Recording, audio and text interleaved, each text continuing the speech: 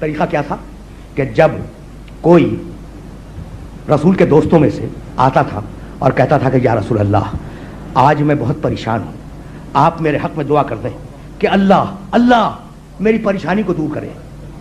بھائی لوگ ہیں نا, پریشان ہوتے ہیں, مسائل پیدا ہوتے ہیں, آتے تھے رسول کی خدمت میں اور کہتے تھے یا رسول اللہ میں بہت پریشان ہوں, آپ دعا کریں کہ اللہ میری پریشانی کو دور کر دے. تو کان من عادت ہی علیہ السلام, تو پیغمبر کی عادت تھی کہ اپنے دونوں ہاتھوں کو بلند کرتے تھے دعا کے لیے اور کہتے تھے اللہم ارحم علی فلان, پروردگار اس شخص کی پریشانی کو دور کر دے بحق علی ابن ابی طالب.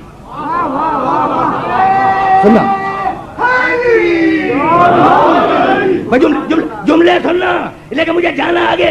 اللہم فضائل مرتضی بھی حوالہ ذہن میں محفوظ رہے, حنفی بزرگ ہیں. اللہم ارحم علی فلان بحق علی ابن ابی طالب, پروردگار تجھے واسطہ علی ابن ابی طالب کا, تو فلاں شخص کی پریشانی کو دور کر دے. کانا, ابھی واقعہ مکمل نہیں ہوا, واقعے کو مکمل کرنا چاہ رہا ہوں. کانا من سیرت ہی علیہ السلام, نبی کی سیرت یہ تھی کہ علی کا واسطہ دیا کرتے تھے. سنتے سنتے لوگوں کے کان پک گئے, بحق علی ابن ابی طالب, بحق علی ابن ابی طالب, بحق علی ابن ابی طالب. ایک دن جب رسول نے دعا کی اللہم ارحم علی فلان بحق علی ابن ابی طالب, ایک نے دوسرے سے کہا, اب نام نہیں ہے واقعی میں, کسی شخص سے کہا کہ بھئی آخر بات کیا ہے, یہ آخر بات کیا ہے کہ رسول جب بھی دعا مانگتے ہیں علی کا وسیلہ, علی کا واسطہ, یہ آخر بات کیا ہے, یہ ہمارا اور تمہارا نام کیوں نہیں لیتے؟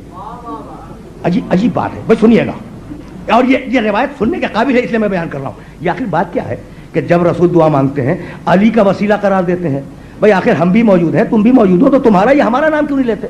تو تسلی کے لیے دوسرے شخص نے کہا کہ بھائی مت گھبراؤ, ابھی تو ہم پریشان ہیں نا, ابھی تو ہم پریشان ہیں, اس لیے علی کا وسیلہ ہے اور علی کا واسطہ ہے.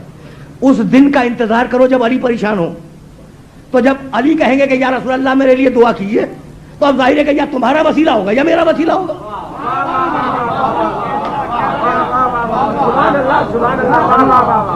میں نے بڑی زحمت دی, لیکن یہ جملہ سننے کے قابل ہے.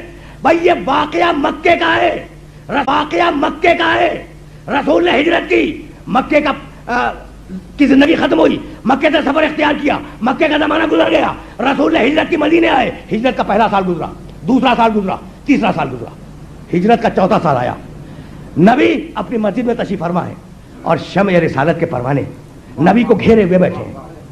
اب لوگ استفادہ کرنے کے لیے بیٹھے ہی تھے, علم حاصل کرتے تھے, سارے لوگ گھیرے ہوئے بیٹھے ہیں کہ اتنے میں مسجد کے دروازے سے علی داخل ہوئے اور کہا السلام علیکم یا رسول اللہ, اللہ کے رسول آپ پر میرا سلام ہو. اور وہی سے علی نے چیخ کے کہا کہ یا رسول اللہ آج میں بہت پریشان ہوں, آج آپ میرے حق میں دعا کریں کہ اللہ میری پریشانی کو دور کرے. ایک نے دوسرے کو دیکھا کہ وہ دن آ گیا, یعنی لوگ بھولے نہیں تھے, یعنی 4 سال پرانی بات اتنی حافظے میں حاضر تھی کہ فوراً ایک نے دوسرے کو دیکھا اور کہا اب رسول کا جملہ سننا, آج علی کے لیے رسول دعا کریں گے, علی کے لیے کریں گے. تو جب علی کے لیے کریں گے تو واسطہ یا تمہارا ہوگا یا میرا ہوگا.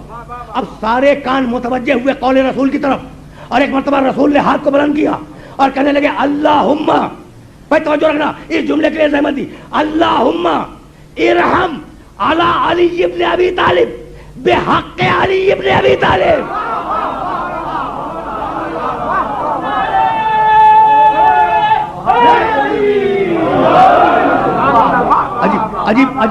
عجیب مسائل ہیں اور عجیب مسائل ہیں. اللہم ارحم علی علی ابن ابی طالب, پروردگار علی کی پریشانیوں کو دور کر, علی ابن ابی طالب کی پریشانیوں کو دور کر. بحق علی ابن ابی طالب, تجھے واسطہ علی ابن ابی طالب کا, تجھے واسطہ علی ابن ابی طالب کا. بس یہ سننا تھا کہ دل کی بات زبان پہ آ گئی. کسی نے پکار کے کہا کہ یا رسول اللہ یہ آخر بات کیا ہے کہ ہمارا کام ہو جب بھی بحق علی ابن ابی طالب, اور علی کا کام ہو جب بھی وسیلہ علی کا. تو ایک مرتبہ رحمت نے جلال کے عالم میں کہا کہ ارے تم اپنی بات کرتے ہو, جب مجھے اپنی دعا قبول کروانی ہوتی ہے جب بھی میں علی کا واسطہ دیتا ہوں.